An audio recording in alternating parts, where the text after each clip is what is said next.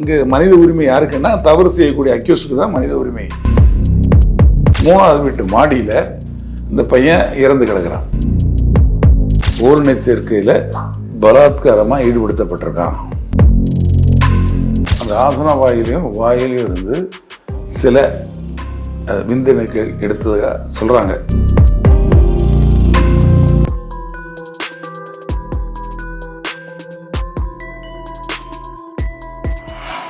GeM TV நேர்களுக்கு வணக்கம். இன்றைய சிறப்பு நேர்காணலில் நம்மோடு இணைந்திருப்பது ஓய்வு பெற்ற காவல்துறை அதிகாரி திரு ராஜாராம் அவர்கள். வணக்கம் சார். வணக்கம். எப்படி இருக்கீங்க? நல்லா இருக்கு. இப்போ கடந்த ஆண்டு உங்களை பார்த்தே 1 வருஷம் ஆயிடுச்சு சார். இப்போ பார்த்தீங்கன்னா தமிழகத்தில் கடந்த சில நாட்களுக்கு முன்பு, அதுவும் குறிப்பாக கோவில்பட்டியில் ஒரு சிறுவன் படுகொலை செய்யப்பட்டு இறந்து கிடந்தான். ஒரு முடிச்சாவே இருந்த இந்த ஒரு வழக்கு ஒரு முந்தானத்து தான் ஒரு தீர்வுக்கு வந்திருக்கு. இந்த வழக்கில் என்ன சார் நடந்துச்சு? அதாவது கோயில்பட்டியில் அந்த காந்திபுரம் அப்படிங்கிற அந்த பகுதியில் ஒரு 50-60 வீடுகள் இருக்குது. அதில் குடியிருக்கவங்க எல்லாருமே சொந்தக்காரங்க. அதில் ஒரு கணவன் மனைவி, அவங்களுக்கு 2 பையங்க. அந்த 2 பையங்களும் படிக்கிறாங்க. கணவன் கட்டிட வேலை செய்கிறாரு, மனைவி தீப்பெட்டி தொழிற்சாலையில் வேலை செய்கிறாங்க. அந்த சின்ன பையனுக்கு அம்மா போட்டிருக்கு. அவனுக்கு வயசு 10 வயசு. அவன் 5ஆம் வகுப்பு படிக்கிறான். அம்மா போட்டிருந்தனால அவன் அன்றைக்கி பள்ளிக்கு அனுப்பலை. இந்த சம்பவம் நடந்தது இந்த மாதம் 9ஆம் தேதி காலையில் அவங்க அப்பா அம்மா 2 பேரும் பையனை மட்டும் ஸ்கூலுக்கு போகலன்னு உடம்பு சரியில்லை, நீ வீட்டிலே இரு அப்படின்னு இருக்க சொல்லிட்டு அவங்க 2 பேரும் வேலைக்கு போயிடுறாங்க. பெரியவன் ஸ்கூலுக்கு போயிடுறான். இந்த சமயத்தில் ஒரு 10 மணிக்கு அந்த பையன் என்ன பண்ணுறான், அந்த பகுதியில் தான் அவங்க பாட்டி வீடு இருக்குது. பாட்டிக்கு ஃபோன் பண்ணுறான். பாட்டி, இது மாதிரி சமாச்சாரம், எனக்கு உடம்பு சரியில்லை, அதனால் நான் ஸ்கூலுக்கு போகலை, நீங்கள் வாங்க, அப்பா அம்மா வேலைக்கு போயிட்டாங்க, அண்ணன் ஸ்கூலுக்கு போயிட்டான், தனியாக உட்காந்துருக்கேன், நீங்கள் வாங்க பேச்சு துணைக்கு அப்படிங்கிற. சரி, பாட்டிக்கு பேரன் மேலே ஒரு பாசம் இருக்கும்ல, சரி பேரனை பார்த்த மாதிரி ஆச்சு, அவங்க கூட பேசிட்டு இருந்த மாதிரி ஆச்சுன்னு சொல்லி தனியாக வேற இருக்கான். ஆமாம், கிளம்பி வராங்க. அவங்க பார்க்குறாங்க. வீட்டில் 10 மணிக்கு ஃபோன் பண்ணுறான், உடனே கிளம்பி வராங்க. கொஞ்ச நேரத்தில் பார்த்தா வீட்டில் பையனை காணோம். வீடு திறந்துருக்கு. சரி, பக்கத்தில் எங்கேயா போயிருப்பான்னு சொல்லி அக்கம் பக்கத்துலலாம் தேடுறாங்க. தேடி கிட்டத்தட்ட ஒரு 1/2 மணி நேரத்துக்கு மேலே தேடுறாங்க. அதுக்கப்புறம் மற்றவங்களாம் கேட்குறாங்க, என்னன்னு கேட்டால் அது மாதிரி பையனை காணோம். அப்போ எல்லோரும் அங்கே இருக்கிறவங்களாம் தேட ஆரம்பிக்கிறாங்க. இவங்க வீட்டில், இந்த பையன் வீட்லேயே பின்புறம் கருப்பசாமின்னு ஒரு ஆட்டோ டிரைவர், அவரும் இவங்களுக்கு சொந்தக்காரர் தான். அவர் தன் மனைவியோட அந்த வீட்டில் குடியிருக்கார். இவங்க வீட்டோட பின்பகுதியில் அவரும் கூட சேர்ந்து தேடுறாரு. தேடி பார்க்குறாங்க, எங்கேயும் கிடைக்கல. அதுக்கப்புறம் அவங்க அப்பா அம்மாவுக்கு தகவல் சொல்கிறாங்க. அவங்களும் வந்துடுறாங்க. வந்ததுக்கப்புறம் அவங்க அப்பா போய் அங்கே போலீஸ் ஸ்டேஷனில் போய் கம்ப்ளைண்ட் கொடுக்குறாங்க. கோயில்பட்டி மேற்கு காவல் நிலையம். அங்கே போய் புகார் கொடுக்குறாங்க, மாதிரி பையனை காணோம் அப்படின்னு. உடனே அங்கே இருந்த இன்ஸ்பெக்டர், அவர் பேர் ராஜாராம், அவர் அந்த புகாரை வாங்கி பாய் மிஸ்ஸிங்கில் அவர் வழக்கு பதிவு பண்ணுறாரு. உடனடியாக அந்த ஏரியாவுக்கு போய் காவல்துறையை அனுப்பிச்சிட்டு அழைச்சிட்டு போய் தேடுறாங்க. மொத்தமே 50-60 வீடு இருக்கனால கிட்டத்தட்ட ஒரு 30-40 வீடுகள் ரேண்டமாக செக் பண்ணுறாங்க. வீடுகளில் எந்த வீட்டுக்குள்ளேயாவது இப்போ பேசிகிட்டு இருந்தானா, இல்லை படுத்து தூங்கிட்டானா அப்படிங்கிற மாதிரி தேடி பார்க்குறாங்க. என்ன சின்ன பையன் இல்லையா, அவன் ஃப்ரெண்டு யாரையா பார்க்க போயிருப்பான். எல்லார் வீட்டுக்கு போங்க, எல்லாருமே சொந்தக்காரங்க. அதனால் எல்லார் வீட்டுக்குமே தாத்தா பாட்டி அண்ணன் தம்பி மாமன் மச்சான் அப்படிங்கிற ஒரு உறவு இருக்கும். அந்த உறவின் பேரில் இப்போ எல்லார் வீட்டுக்கும் போவாங்க.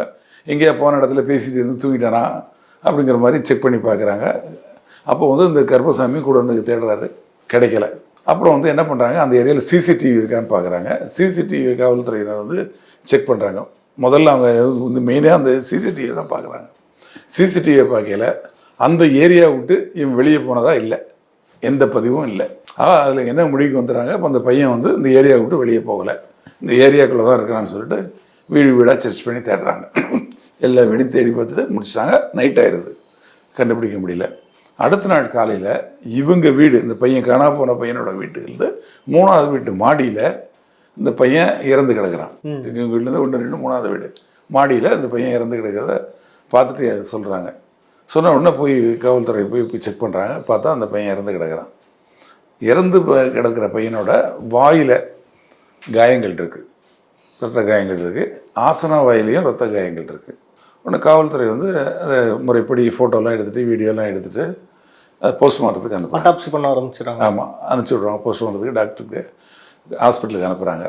இதுக்கு இடையில் நாள்லேயே அந்த ஏரியாவில் உள்ள சந்தேகப்படும்படியான சில இளைஞர்களை விசாரணைக்கு கொண்டு வந்து ஸ்டேஷனில் வச்சுருக்காங்க. ஒரு 8-9 பேரை போஸ்ட்மார்ட்டத்துக்கு பாடி போயிடுச்சு. அதுக்கப்புறம் இவங்களை வந்து ஒவ்வொருத்தரையாக தனித்தனி முறையில் கூப்பிட்டு விசாரிக்கிறாங்க. அவங்க வச்சுருக்க ஃபோன் அதெல்லாம் வாங்கி பார்க்குறாங்க. அதில் ஒருத்தனோட ஃபோனில் வந்து ஒரு வாட்ஸ்அப் குரூப் இருக்குது. இந்த ஹோமோசெக்ஸ் இவங்க பண்ணக்கூடியவங்க செய்யக்கூடியவங்க ஒரு குரூப் அதில் இருக்குது. ஓரினை சேர்க்க. ஆமாம். அந்த இதை பார்த்துட்டு உடனே கேட்குறாங்க, இது என்ன இதுன்னு அவனை கேட்குறாங்க. அப்போ சொல்ல இது ஒரு குரூப் வச்சுருக்கோம், நானும் அதில் மெம்பர் அப்படிங்கிறேன். அப்படியா, சரி, வேறு யாரெல்லாம் அதில் மெம்பரு அப்படின்னு கேட்குறாங்க. அப்போ அவன் சொல்கிறான், இந்த கருப்பசாமியாக அதில் மெம்பரு அப்படிங்கிறான். யார்? இந்த ஆட்டோ டிரைவர், எங்கள் வீட்டில் பின்னாடி வருது. இல்லைப்பா அவன் கல்யாணம் ஆகி ஒய்ஃபோடு இருக்கிறானே. இல்லை சார், இருந்தாலும் அவன் மெம்பர் அப்படிங்கிறான். அப்புறம் அவனை கொண்டு வந்துடுறாங்க. அவனை கொண்டு வந்து அவனை விசாரிக்கிறாங்க. விசாரிக்கையில் அவன் ஆமாம் அதை ஒத்துக்கிறான். அவன் இதுக்கு இடையில் போஸ்ட்மார்ட்டத்துக்கு போச்சு இல்லையா, அங்கே பாடி போஸ்ட்மார்ட்டத்தில் டாக்டருங்க வந்து என்ன ஒப்பீனியன் பண்ணுறாங்கன்னா, இந்த பையன் வந்து ஓரினை சேர்க்கையில் பலாத்காரமாக ஈடுபடுத்தப்பட்டிருக்கான். அதனால தான் அவனுக்கு ஆசன வாயிலையும் காயம் இருக்குது, வாயிலையும் காயம் இருக்குது, மூச்சு திணறடிக்கு தான் இறந்து போயிருக்கான் அப்படிங்கிற மாதிரி அவங்க ஒப்பீனியன் சொல்கிறாங்க. அதுக்கப்புறம் அந்த ஆசன வாயிலையும் இருந்து சில விந்தணுக்கள் எடுத்ததாக சொல்கிறாங்க. இது எந்த அளவுக்கு கன்ஃபார்மாக தெரியல, சொல்லப்பட்டது. எடுத்ததாக அதை வந்து அங்கே ப்ரிசர்வ் பண்ணி வச்சுருக்காங்க அப்படிங்கிற மாதிரி சொல்கிறாங்க. இதுக்கு இடையில் இவனை பிடிச்சி உட்கார வச்சுருக்காங்க இல்லையா, இவன் தான் அப்படிங்கிற மாதிரி ஒரு சந்தேகம் வந்துருச்சு இல்லையா. உடனே என்ன பண்ணுறாங்க, இவனோட விந்தணுக்களை எடுத்து டெஸ்ட் பண்ணுறாங்க. ஆமாம், அதையும் இதையும் செக் பண்ணி பார்க்கல, ரெண்டும் ஒன்று தான் அப்படிங்கிற மாதிரி ரிசல்ட் வருது. இதுக்கு 6 நாள் ஆகிப்போச்சு.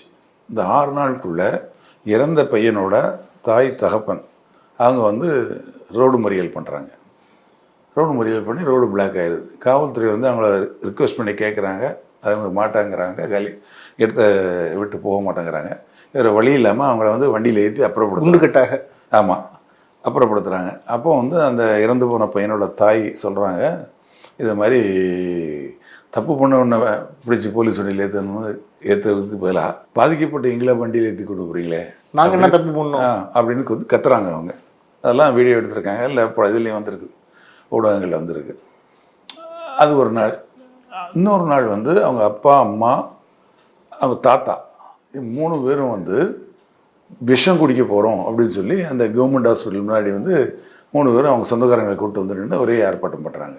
அப்போ அவங்கள சமாதானப்படுத்தி அவங்கள அனுப்பிச்சி வைக்கிறாங்க. இந்த இடைப்பட்ட காலத்துக்குள்ளே நடக்கக்கூடிய விஷயங்கள் இது. அப்புறம் இப்போ இவனை அரெஸ்ட் பண்ணிட்டாங்க. அரெஸ்ட் பண்ணி இப்போ ரிமாண்ட் பண்ணிட்டாங்க. இதில் என்ன சந்தேகங்கள் இருக்குது அப்படின்னா, காவல்துறை வந்து சுறுசுறுப்பாக செயல்படலையோ அப்படிங்கிற ஒரு சந்தேகம் வருது.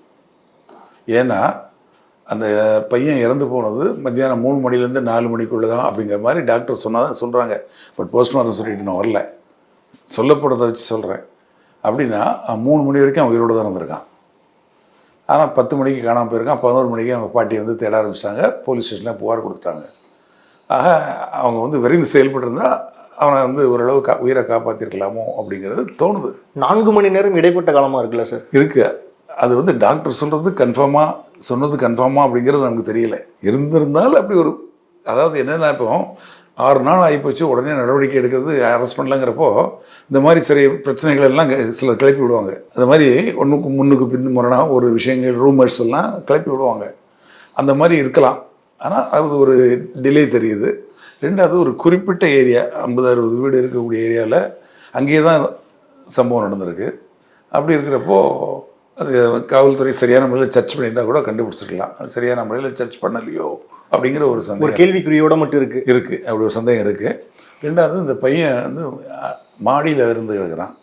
வேற எங்கேயா சம்பவம் நடந்து பாடியை தூக்கிட்டு போனால் எல்லோரும் பார்த்துருப்பாங்க, அக்கம் பக்கத்தில் இருக்கிறவங்களுக்கு தெரிஞ்சிருக்கும். அதனால் சம்பவமே அங்கே தான் நடந்ததா அப்படிங்கிறத பார்க்கணும். இதோட பெரிய விஷயம் என்னென்னா, அவன் செயின் அணிஞ்சிருந்தான், மோதிரம் அணிஞ்சிருந்தான் அப்படின்னு சொல்கிறாங்க. இந்த கருப்பசாமி விசாரிக்கையில் காவல்துறை என்ன சொல்கிறாங்க, அவன் செயின் மோதிரம்லாம் அனுப்பிச்சிருந்தானா அந்த பையன் அப்படிங்கிற மாதிரி கேட்குறாங்க. இல்லையே, அவன் செயின் மட்டும்தானே போட்டிருந்தான் அப்படின்னு அவன் சொல்கிறான். அப்படி சொல்லி அவனே மாட்டிக்கிட்டு அவனே வாய் கொடுத்து அவனே மாட்டிக்கிறான். சரி, அப்படின்னா அந்த செயின் எங்கே, இந்த செயின் எங்கே போச்சு? செயின் இருந்தது உண்மை என்றால் வேர் இஸ் எ செயின். ஆமாம், அது ஒன்று. இதுக்கு அடுத்தால இன்னொரு கேள்வி, இவரோட மனைவி அந்த வீட்லேயே தான் இருக்காங்க. அவங்களுக்கு இந்த விஷயம் தெரியாமல் நடந்ததா, தெரிஞ்சு நடந்ததா, இல்லை உடந்தையாக கூட இருந்திருக்கலாம், அவங்க உடந்தையாக இருந்தாங்களா அப்படிங்கிறது அதையும் தெரியணும். கண்டிப்பாக. ஆக சில கேள்விகள், பல கேள்விகள் இன்னும் விடை தெரியாமல் இருக்குது. காவல்துறை விசாரணை நடந்துகிட்டு இருக்கு. சரியான முறையில் விசாரிச்சுட்டு இருக்காங்க. விசாரித்து இந்த கேள்விகளுக்கெல்லாம் ஒரு சரியான தெளிவான ஒரு விடை கிடைக்கும் அப்படின்னு நம்புகிறோம். சார், சமீப காலமாகவே இந்த சிறுவர்களோட படுகொலையும் சரி, இந்த மாதிரி ஒரு பாலியல் துன்புறுத்தலும் சரி அதிகமாகிக்கிட்டே இருக்கு. அது கடந்த ஆண்டை விட இந்த ஆண்டு மட்டுமே 1.3% உயர்ந்திருக்கு அப்படிங்கிற மாதிரி ஒரு ஆய்வு அறிக்கை சொல்லுது. என்ன காரணம்? இப்படி ஒரு மனநலமை ஒரு சிறுவர்களை கொல்ற அளவுக்கு அப்படி என்ன சார் ஒரு மனநலமை, ஒரு அதோட அதிக தாக்கங்கள் அதிகமாகிக்கிட்டே இருக்குல்ல சார்? இதுக்கு என்ன சார் ஒரு குறைப்பதற்கு உண்டான வழிகள் ஏதாவது இருக்கா? இது அடிப்படையிலேயே வக்ர குணம் ஜாஸ்தி ஆகிட்டு வருது. குழந்தை பருவத்திலிருந்தே குழந்தைகளை வளர்க்க போவே இந்த வக்ர குணம் அப்படிங்கிறது அவங்க மனசுலேயே ஊறி வளருது. ஒரு சின்ன உதாரணம் சொல்கிறேன். குழந்தைகள் சின்ன குழந்தைகளை டாம் அண்ட் ஜெரி பார்க்குறாங்க, அதை ரசித்து பார்க்குறாங்க. இந்த டாம் அண்ட் ஜெரி என்ன, டாம் ஜெரியை துரத்திட்டே போகும், ஜெரி டாமை துரத்திட்டே போகும். இது அதை அடிக்கும், அது இதை அடிக்கும். ஆக அப்போவே அடித்து தான் விளையாடுறாங்க, அன்பாக விளையாடலை, விரட்டி விரட்டி அடிக்கிறாங்க. அதே மாதிரி துப்பாக்கி எடுத்து சுடுறது, அப்படி சுட்டு எத்தனை பாயிண்ட்டு அப்படிங்கிறது, இதெல்லாம் கேம்ஸ், வீடியோ கேம்ஸ். அதுலேயும் அடிப்படையில் என்ன இருக்குது அப்படின்னா வன்முறை தான் இருக்குது. இந்த வன்முறைங்கிறது தூண்டப்படுது, அது ஒரு காரணம். ரெண்டாவது இப்போ சமூக வலைத்தளங்கள், செல்ஃபோன், எல்லா விஷயங்களும் அதில் இருக்குது. அதில் இல்லாத விஷயங்களே கிடையாது. அதை நீங்கள் ஓப்பன் பண்ணிங்கன்னா என்னென்னமோ வருது. இதை பார்த்து குழந்தைங்க கெட்டு போகிறாங்க, இளைஞர்கள் கெட்டு போகிறாங்க, இளைஞர்கள் கெட்டு போகிறாங்க. இதை தடுக்கிறதுக்கு நம்ம அரசாங்கத்தால் எந்த நடவடிக்கை எடுக்கலை. சில வலைத்தளங்களை தடுத்தனாங்க, இன்னும் வேறு வலைத்தளங்களில் வருது. இது வரவே இல்லாத அளவுக்கு தடுக்கணும், இல்லைனா இளைஞர் சமுதாயம் கெட்டு போயிடும். உலகத்திலே அதிகமாக இளைஞர்களை கொண்ட நாடு இந்தியா. இளைஞர்கள் எல்லாம் போதைக்கு அடிமையாகி ஒரு பக்கம் கெட்டு போயிட்டு இருக்காங்க.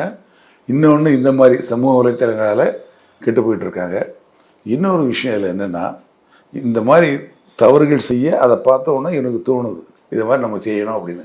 அப்போ அதை டெஸ்ட் பண்ணி பார்க்குறான். அப்போ அவன் ஒரு வாட்டி செய்கிறான், ரெண்டாவது வாட்டி செய்கிறான், மூணாவது வாட்டி செய்கிறான்.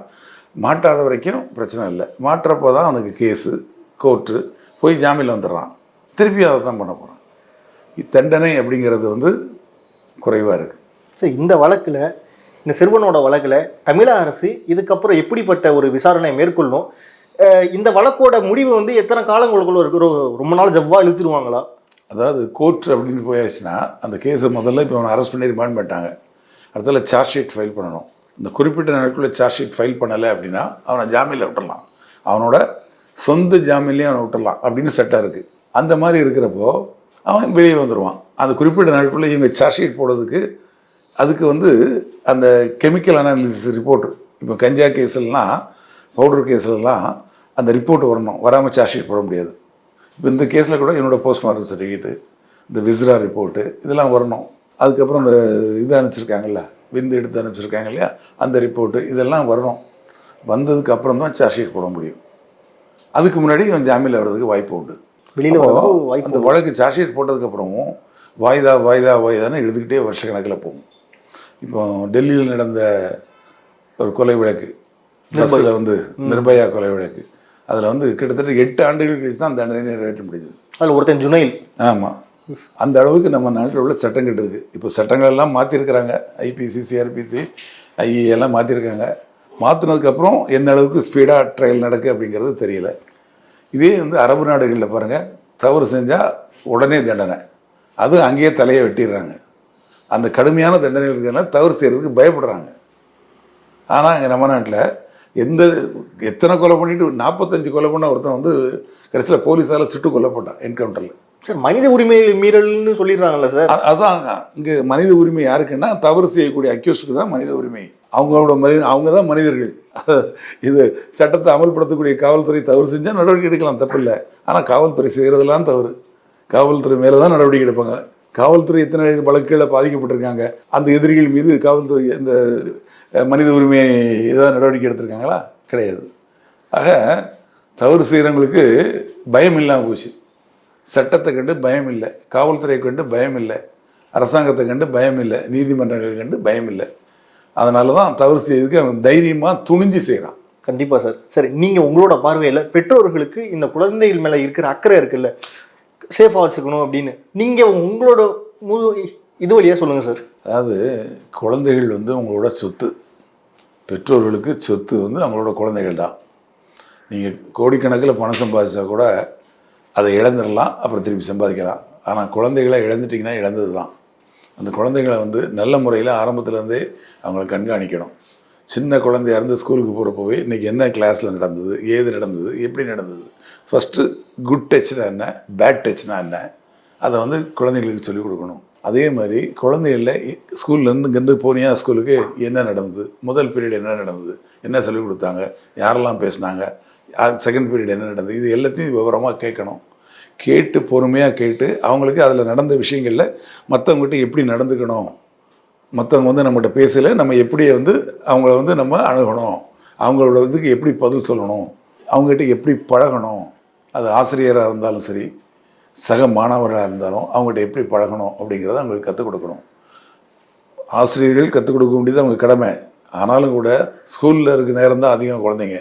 அங்கே என்ன நடக்குங்கிறத பார்க்கணும். குழந்தை முகம் வாடி இருக்கா, ஏன் ஒரு மாதிரி இருக்கா, என்ன விஷயம், என்ன நடந்தது அப்படிங்கிறத கேட்கணும், ஃபாலோ பண்ணணும், அவங்க மேலே கண்காணிக்கணும். இப்போ என்ன நடக்குன்னா, அப்பா ஒரு ஃபோன் எடுத்துகிட்டு உட்காந்துக்கிறாரு, அம்மா ஒரு ஃபோன் எடுத்துகிட்டு உட்காந்துக்கிறாங்க, குழந்தை என்னென்னா அதுக்கு தனியாக ஃபோன் எடுத்துகிட்டு உட்காந்துக்குது.